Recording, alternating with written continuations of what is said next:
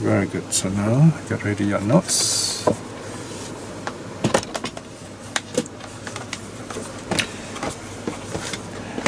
Now this is a second part, the concluding part of the Ariya Pariyesanā Sutta.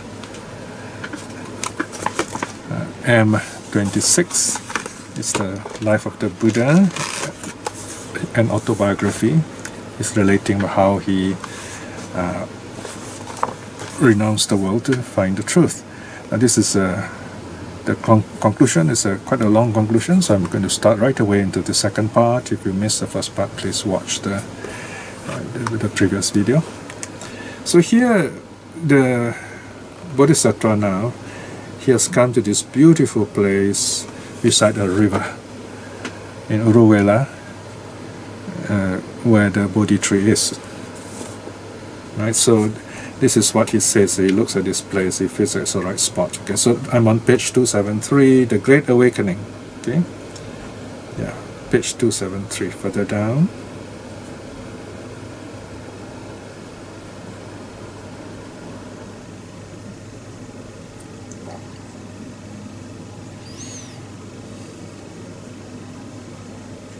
Coming to it down some more. Yes, a bit more. Okay, sorry, that's the one. Great Awakening. Yeah, that's the one, correct. Okay, so this place is called Uruvelā. Now this is how he describes it. Bhikshus mean monks. He's addressing the monks. Still in quest of what is wholesome, seeking the supreme state of sublime peace, I walked by stages through Magadha. So here, in other words, he walks. In the morning he has this lunch, he rests a while, and then he walks in stages through the country of Magadha, one of the most powerful country in India at that time, until eventually I arrive at Senani Gama, like Senani's village. Senani is the name of Sujata's father. Okay, he's the headman. He's the kind of elder in the village near Uruvelā. There I saw a pleasant spot. Okay, so you see, pleasant spot is underlined because the rest of the sentence describe this pleasant spot. A delightful forest grove. The Buddha loves trees, he loves the quiet forest. It's a beautiful place to meditate. You have this very gentle aura, where a river flowed through a pleasant ford. Why river? You get water there for drinking, for washing. Then there's a ford. A ford is a shallow part of the river where you can cross. It's called a ford, with smooth banks of white sands. Very beautiful to look at. In other words, and also where you can dry his robes, and you get cool breeze. And most important of all, villagers all around for alms resort. So he doesn't stay too near the village to hear the noise, which will distract his meditation, and not too far away to walk to collect alms, to sustain his body, so that he has a healthy mind and a healthy body, and is able to meditate. Bhikshus, I thought, this is a pleasant spot, right? And he describes the whole thing again. Next line, this will indeed serve well for the striving of a clansman intent on spiritual effort. So he notice this is choosing the right place, ideal place for meditation. Okay. Of course, in our case, when you meditate at home, you choose your favorite spot. Usually, some people, they like to say face a window, face outside, nature, where you don't see people, you get distracted if you see people. Nature, open sky, maybe trees would be good.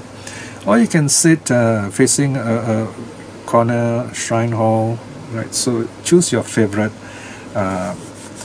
the front scenery.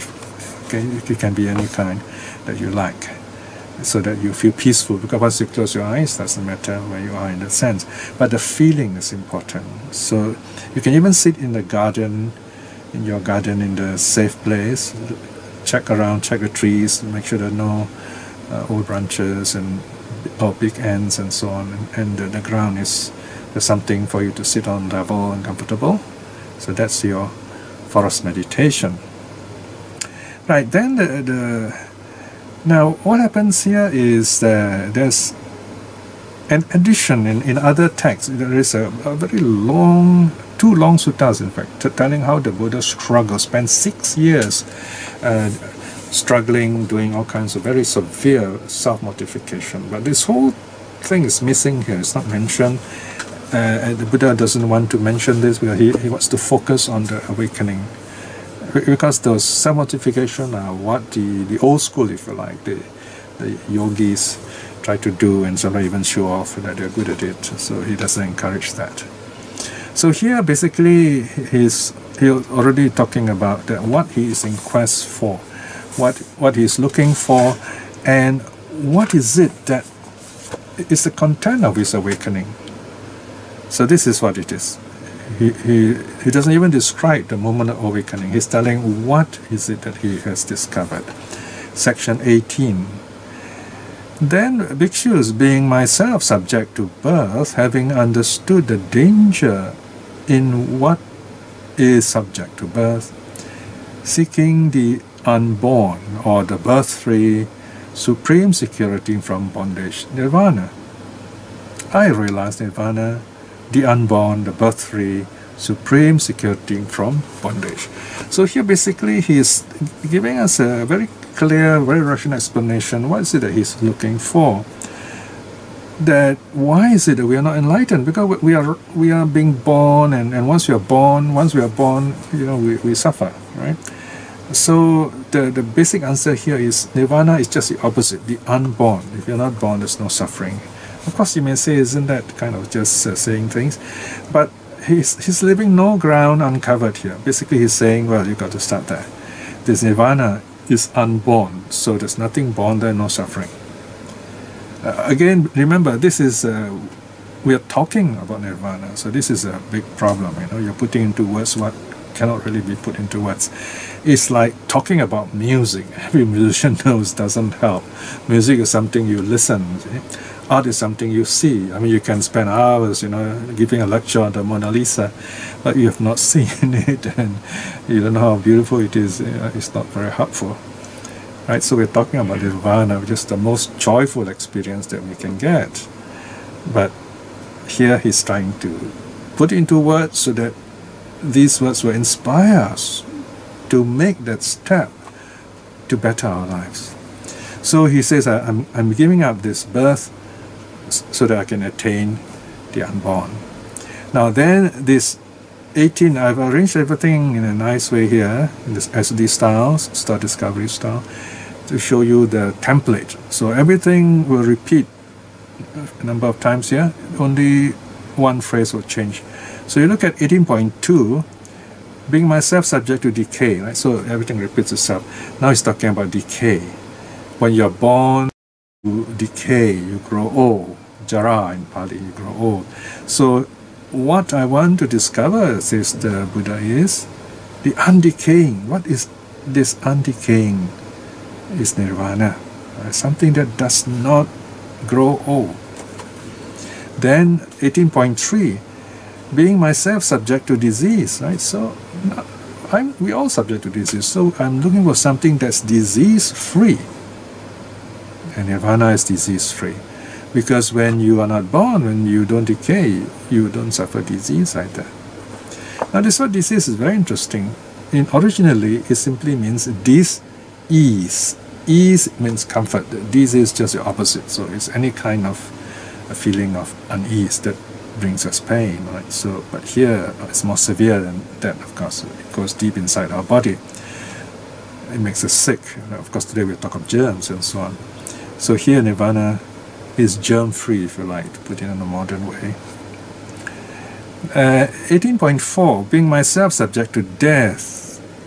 Right, so now we all die. So nirvana is just the opposite. Now here we have to be very careful about the words here. Nirvana is not deathless. Deathless means there is death, so here is the opposite. But here it's nothing to do with death. It's death-free, right? Amata, death-free. So here basically what we are saying in philosophy is the Buddha is using apophatic language. The language of negation, not this, not that, not the whole things, a list of things that nirvana is not. And these are the basic things that causes suffering.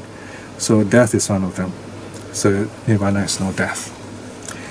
18.5, being myself subject to sorrow, right? So no death, no sorrow. Okay? So nirvana is sorrowless. And then 18.6, being myself subject to defilement. Right? So when we have all these things mentioned earlier, there's bound to be mental defilement. So the rest, most of the rest deal with the body, but this last one deals with the mind.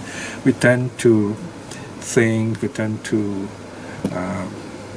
get caught up with all kinds of views and wrong ideas, and that causes us suffering.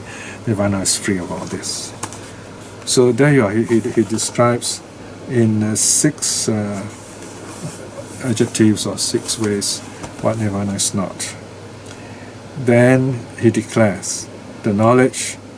I'm reading 18.7. The knowledge and vision arose in me. Unshakable is my freedom of mind. This is my last birth. Now there is no more rebirth for me. So he knows he's awakened now. You see, he mentions knowledge and vision. He doesn't just know something in theory, but he has seen it, experienced it. So that's why there's these two words. Right, so now he's just enlightened. He's sitting down the tree, Bodhi tree, is very happy, and he's reflecting on this amazing thing he has discovered. For us, you can say it's like you have come to the top of the mountain you've been wanting to climb. You have spent hours climbing up this mountain. I remember as a kid I used to climb a low hill, well, we call it a mountain in Malaysia called Gunung Ledang, Mount of Fear. First time when I was in Sec 4, I think, secondary 4, I climbed it for the first time, and I was always eager to know what's at the top. And once you reach the top, then you come to the peak, and you see this amazing panorama in front of you. And you just sit there quietly. You just want to see it. So here, this is how he described his experience of nirvana. Section 19. Pictures. I thought thus. This Dharma I have realized. Okay, so the vision of nirvana is called Dharma in this case. Dharma has many meanings. Okay? This Dharma, this truth, if you like, I have realized is deep, hard to see, hard to understand, peaceful, sublime, very subtle, unattainable through discursive thought. You can't think about it, or through logic. Subtle, to be experienced or to be felt by the wise. So you need wisdom, meaning not just knowledge but experience. So he was thinking for himself here. Then in the next paragraph, he's thinking about the world. But this generation revels in attachment, delights in attachment, rejoices in attachment. For such a generation, reveling in attachment, delighting in attachment, rejoicing in attachment, this state of reality is hard to see. That is to say, specific conditionality and dependent arising. Now he comes down to a bit of technicality, if you like, for our benefit. He's trying to, well, he's not trying, he's actually doing it. He is putting together some teachings so that he can present this meditation in a language that we can appreciate and follow, practice, and gain that same experience ourselves. So there are two things here. Specific conditionality is that basic idea, very specific. It's conditionality. When there's A, there is B. No A, no B. Basically, that's how the idea goes. Cause-effect. Okay? So that's how dependent arising, the 12 links arise. Then the dependent arising, you have 12 links. So his awakening, in other words, comprises of this dependent arising called the 12 links, which we'll talk about another time because it's quite difficult at this point. So he has put together this idea of causes and effects, which describe his awakening. And this dependent arising, this series of causes and effects, which we should examine and reflect on, will lead to the stealing of all formations. Now, formations means whatever ideas our mind forms, including karma. The mind forms thoughts, the mind forms speech, the mind forms actions. These are the three doors of karma, and these bring reactions, bring results. Karma brings suffering because we go through this cause effect.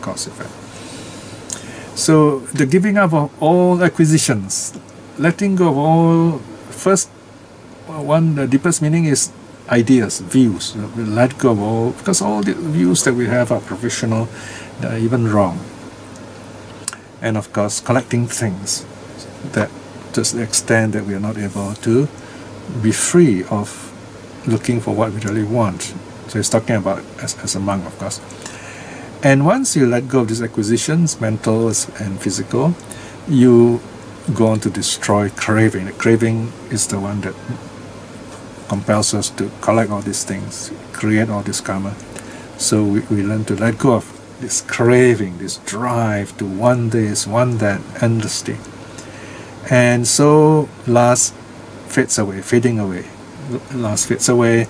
And with that, there is cessation of suffering. Suffering ends, and ending of suffering, cessation of suffering, is called nirvana. So this is the famous, what they call pericope, we call it kind of passage on nirvana. Okay, bhikshus, if I were to teach the Dharma and if others were not to understand me, that would be tiresome and troubling to me. So this was his first thought, you see. All right. Immediately after his meditation, he has come back into this world. I mean, some of us experience this. I've had people tell me this after some really great meditation, some retreat in the mountains, and then we come back into the so-called real world. Some people tell me, "Wow, this world is so noisy." They just feel like, suddenly for a moment out of place. The people are running around. I remember when I was in Berkeley, people say that in the campus, people run around like headless chickens during the time to change classes. So this is what the Buddha was thinking after his meditation. He's saying this world is so, caught up with frivolous things and things we have to do because we need to live, and things we have to do for others, and so on and so forth. We will never have the time for the Dhamma. And even if we have the time, we don't have the mind and the heart for it, and so on. So I'll be wasting my time teaching all this. So this is the first thought that arose to him. He's just being happy because of his awakening, right? So this is the kind of, it's not finished, you see. He's just thinking about it, and then there is this supreme intervention, some kind of divine intervention. Brahma got very worried. So Brahma is this high god, who's supposed to be very carrying of the world. So in early Buddhism, we do accept this idea of Brahma, but he's a good god. He's not a creator. He is just a kind of a divine being who's done really good karma. In fact, this Brahma, Sahampati by name, was an old friend in a previous life, Kassapa Buddha's time. So he and Buddha were old friends, but it's a long time. In fact, in one sutta, he comes to see the Buddha one night and says, "Hey, do you remember? I'm your old friend." And the Buddha says, "Yes, I remember you." So this is Brahma. He remember. He's a non-returner. He comes back, concerned for the world, and so this is where the Buddha tells us this story. 19.5. Okay. Thereupon, bhikshus, these stanzas unheard before arose spontaneously in me. So this Brahma hasn't come yet here, okay? Jumping queue a bit. So the Buddha is still reflecting on the depth of the Dhamma. And Brahma is in his first jhana heaven, looking down, like watching through some remote TV, So aliens are watching us, if you like. So he is watching the Buddha, reading the Buddha's mind, and the Buddha is thinking, "I've discovered the Dhamma with difficulty, enough with declaring it. Not easily understood or awakened to it is by those lost in lust and hate." That people will never understand. They're so caught up with all these bad emotions. It goes against the current. This is a very famous phrase, pati sotagami. Okay? It goes against the current. The moment you talk about Buddhism, say suffering, people say, oh, you know, we don't like suffering. Of course we don't like suffering. That's why the Buddha began with that in the first place. It goes against the current. It's just different from the way the world thinks. Otherwise, there's no need for Buddhism. Abstruse, it can be really, you know, locals would like to say cheap, you know, it's so difficult, and this is an excuse for not learning. So profound, very deep. That means it's really great, you know. A scholar will say, wow, that's cool, you know, it's profound. Hard to see, meaning you got to focus, you got to train your eye. Subtle, very fine, very beautiful. Those died in lust will not see it. Now this word died is an English word, but the Pali and the Sanskrit raga has two senses. You know, it's a polysemic word. Raga means to be dyed in color, and it also means to fill with lust. Okay? So those dyed in lust will not see it, nor those shrouded in messy darkness. So either some people are taken up by lust, some are ignorant, okay, shrouded in darkness, will never see it. Okay, let's go down, further down now. So now Brahma is going to intervene. Okay, Brahma say, oh dear, the Buddha is not going to teach, right? Now the narrator comes in, right? So when you read the sutta, you got to kind of mentally just tell yourself, okay, who's talking now? Okay, you can more or less know. If you read novels, the style is very similar. So here the narrator comes in. Then, sorry, this is the Buddha talking again, right? So the Buddha is narrating again, not the narrator. And then bhikshus, Brahma Sampati, having known with his own mind the reflection in my mind, thought. Now this is where you got to be careful. The called nesting in the Pali, in the suttas. Someone said something, who said something, who said something. So you can go down to three levels of nesting. So you have to kind of pay close attention in this case.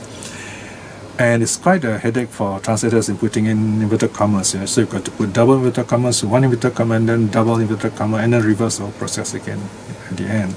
But it's a very interesting thing to do. So the Buddha is telling us Brahma found out what he was thinking. Then Brahma lamented. This is what Brahma says. Alas, the world is lost. Alas, the world is destroyed. Now that the mind of the Tathagata, the Arahat, the fully self-awakened one, inclines to being carefree. In Thailand we say sabai, sabai. I think the Thais love saying this. They say, oh, you know, the Buddha decided to feel sabai, to just take it easy, not to teaching Dharma, right? So, okay, now Brahma takes action, is proactive. Then, just as a strong man might stretch his arm out or bend it back, Brahma Sampati disappeared from the Brahma world and reappeared before the Blessed One. Then Brahma Sampati, having arranged his upper robe on one shoulder, saluted me with palms like lotus-wise and said to me. Now, so here Brahma appears as a normal human. So he's wearing this robe, so he kind of put the robes to one side, just like a monk would do when he visits an elder. So this is the famous verse that Brahma speaks to the Buddha, the verse beseeching the Buddha to teach, requests for the teaching. Bhante, may the Blessed One teach the Dharma. May the well-farer Sugata teach the Dharma. There are beings with little dust in their eyes who are falling away through not hearing the Dharma. There will be those who will understand the Dharma. So Brahma is speaking for us here, right? Right now, since we are here listening, you know. So Brahma is saying, look, there are people, you know, like the people watching this COVID sutta class, you know. We have little dust in our eyes. So if we don't listen to the Dharma, we get lost, you know. The dust will make us close our eyes if we do not see. We will understand the Dharma when making this effort to study. So teach the Dharma for us, the Buddha. Basically, Brahma is saying, Brahma Sampati said this. Having said this, he said further. Now, so he adds something else. This is called the Magadha verse. These are kind of like a kind of a... So now the Buddha is going to look for the 5 monks. Remember the 5 monks who have been taking care of him, but they've left him because he decided to follow the middle way, and by taking food. Okay? 26. Then bhikshus walking by stages eventually came to the deer park at Isipatana near Benares. Now remember, there are many deer parks in India in those days, even today. And these deer just roam. They're small deer, and they can be quite friendly because it's a deer park. And people actually go there to even feed them. Sometimes these places there are places called the squirrel feeding grounds. So people go there to feed the squirrels. So you have this kind of very dedicated places, lots of beautiful gardens. And this is near Benares, and approached the 5 monks. Now when they saw me coming in the distance, they agreed among themselves thus: Avuso, here comes the recluse Gautama, who lives luxuriously, who has given up his striving and reverted to luxury. We should neither pay him homage, nor rise up to him, nor receive his bowl, nor outer robe. But a seat may be prepared for him if he likes. He may sit down. So here we have this suggestion, a hint that there was some previous incident not mentioned in the sutta, and that is related in another sutta, right? Where, for example, in the another sutta, I think, where the Buddha goes through all these tortures, all this self-mortification. Then he nearly died. He decided to take food so that he can have a healthy body, and the 5 monks left him. Right? So the 5 monks went to the deer park. Now the thing is this: so they decided among themselves, okay, we're not going to have anything to do with this teacher, this guru who has become luxurious. Instead of going to self-mortification, he has taken food. Now, of course, they are having this wrong idea that self-mortification, torturing the body, is a better alternative. In fact, they would have believed if the Bodhisattva had died, if the Buddha had died, while struggling to be enlightened, but never really got enlightened, they were still regarded as a saint, like the Jains do. Of course, then there will be no Buddha, right? So anyway, I want to imagine the Buddha. He's already awakened and he's very calm, and he has taken a meal, simple meal, not much, but he's still very skinny but very noble. So as he approached, there is this brightness, this dignity. So as the Buddha approaches, look at 26.3. However, bhikshus, even as I approach, those monks were unable to keep to their decision. One came up to meet me, took my bowl and outer robe. Another prepared a seat, and another set water for my feet. So in other words, they welcome him as Buddha teacher. However, they still address the Buddha by name. They call him addressed by common appellation, Avuso, right? So basically, in the next section, the Buddha says, "No, don't call me Avuso. I'm no more that kind of person. I'm awakened now."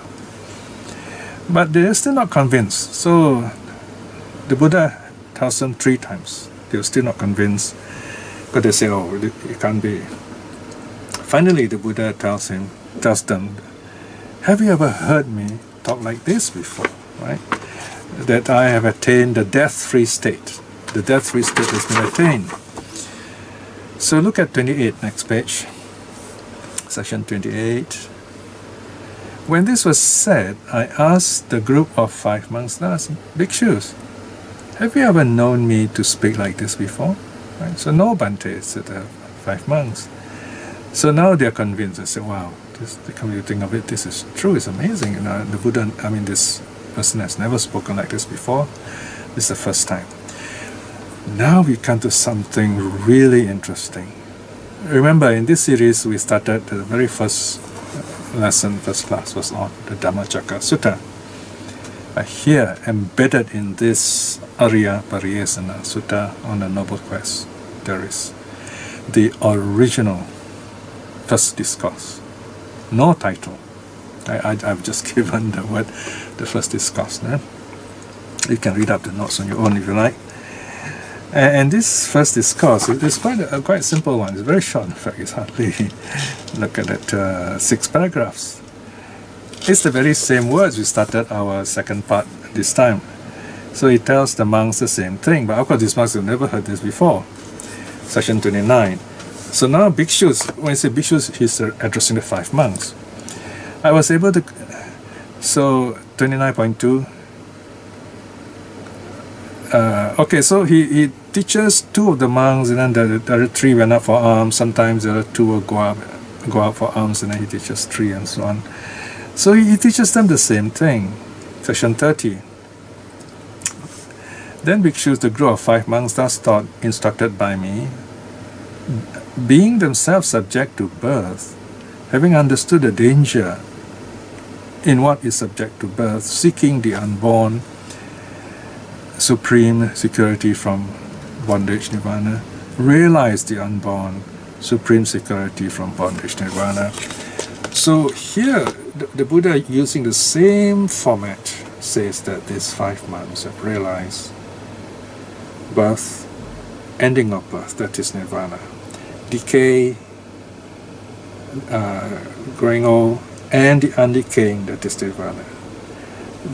They understood what is disease and the overcoming of disease, the disease-free, that is nirvana. They have understood what is death and overcoming of death, the death-free, that is nirvana. The 5 monks have understood what is sorrow and the opposite of sorrow-free, that is nirvana. And finally, they are free of defilements, the defilement-free, that is nirvana. So they all became arahats, the 5 monks. All right. So here you have this quite a long series of stories. Remember, we went through at least 2 or 3 lessons.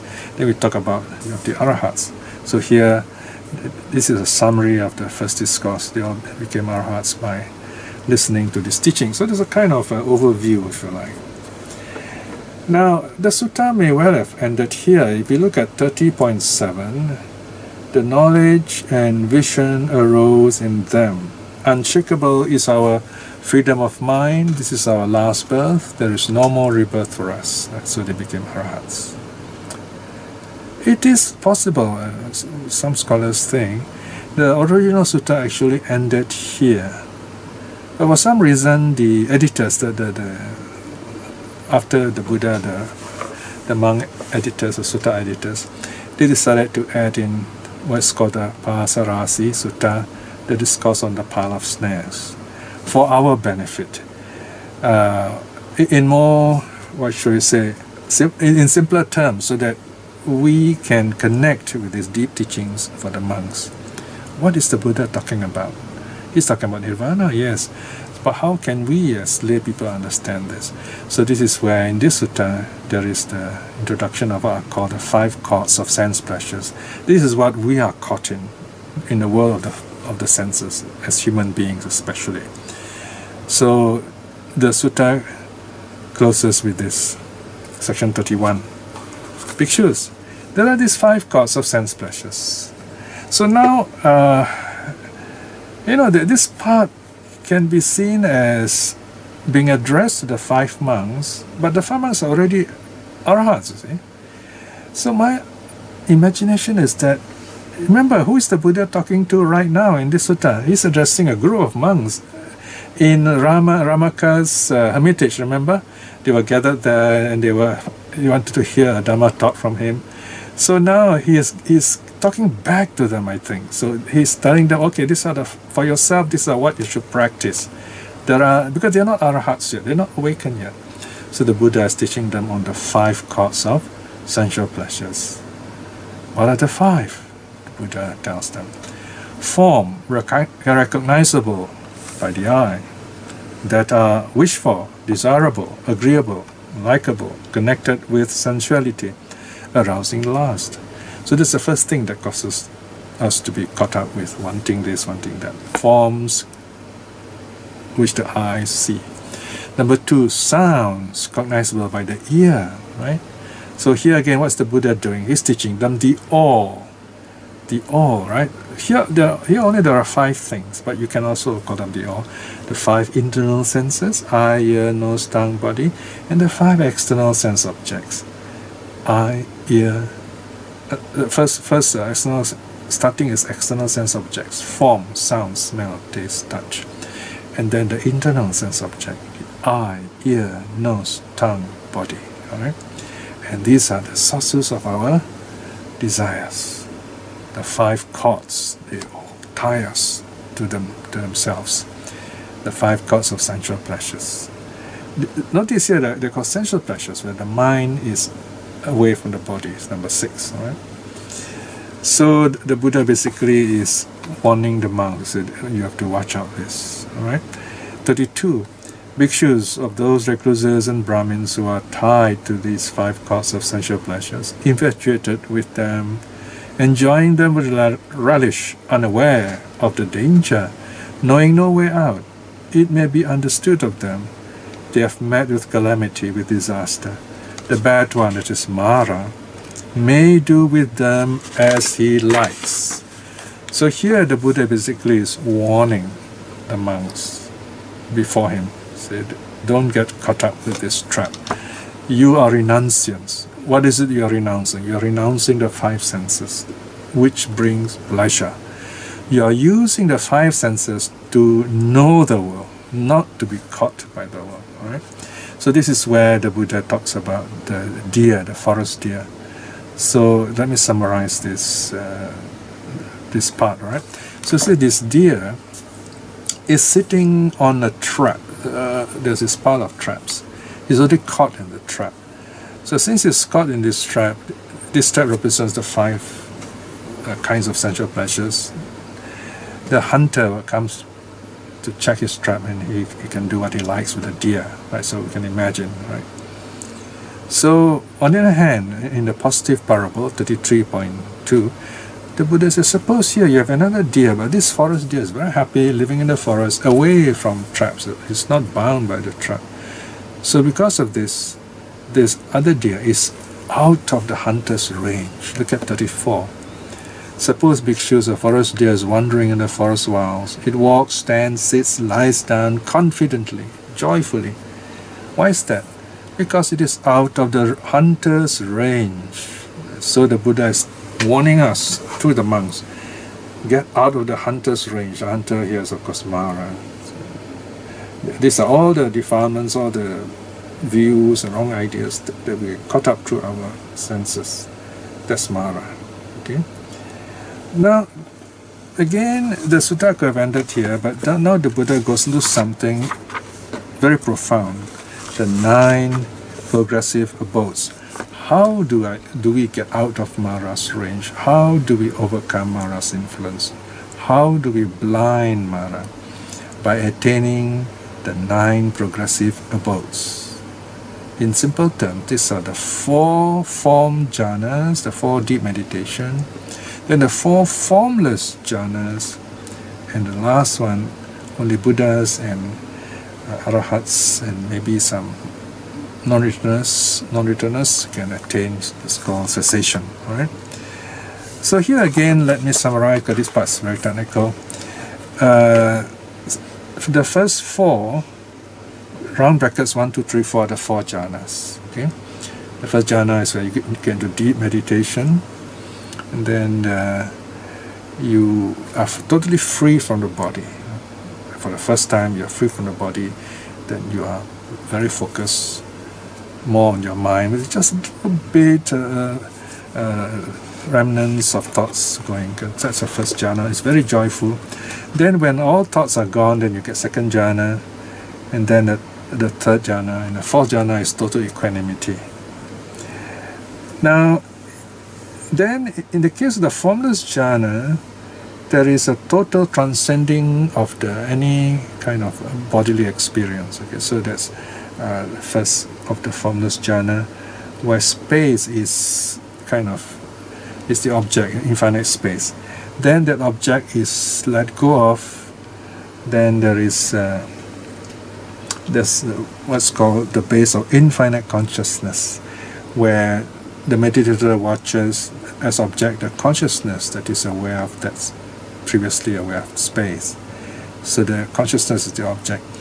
Then the meditator even lets go of that consciousness. There's a nothing more, nothingness, that becomes the object. So it's very subtle, right? Very subtle. And finally, the monk lets go of even that nothingness as the object, and he reaches the fourth level of this formless attainment. It's called the base of neither perception nor non-perception. So that's the highest that Uddaka Rāma rather attained, and then which the Bodhisattva learned from his son Uddaka. Then the Buddha added in the ninth stage, which is called cessation of perception and being, this 42. Now this is the deep meditation which Buddhas and Arhats can do, and some non-returners can do, where basically they go into a kind of suspended animation, very deep state, where under modern medical definition it would have been dead, because there would be no heart rate, no heartbeat and so on, no breath. But then it's up to them. They can go as far as 7 days in such a meditation, then they come out of it. Now here the Buddha is listing all these 9, or the monks are listing all these 9 kind of stages of deep meditation, saying that in section 43, this monk who goes into all these 9, any of these 9 stages, is said to have blinded Mara, to be unseen by Mara, the bad one's eye, and to have crossed over beyond attachment to the world. He walks, stands, sits, lies down confidently. Why is that? Because he's out of the bad one's range, out of Mara's range. So here the closing message the Buddha is saying, you want to be free of, not to be caught by Mara, you have to learn meditation, you have to learn to understand your mind, free your mind. Then you're free, really free from suffering. Right? So the sutta closes there. The monks rejoice. The Buddha, Blessed One, said this, satisfied the monks rejoice in the Blessed One's word. So there you are, you have this sutta, which has kind of some scholars wonder why there's some addition at the back. There seems to be some extra story. I think they're meant for, especially for the audience today, so that we can follow up from where the 5 monks are awakened, and we can relate in terms of practice.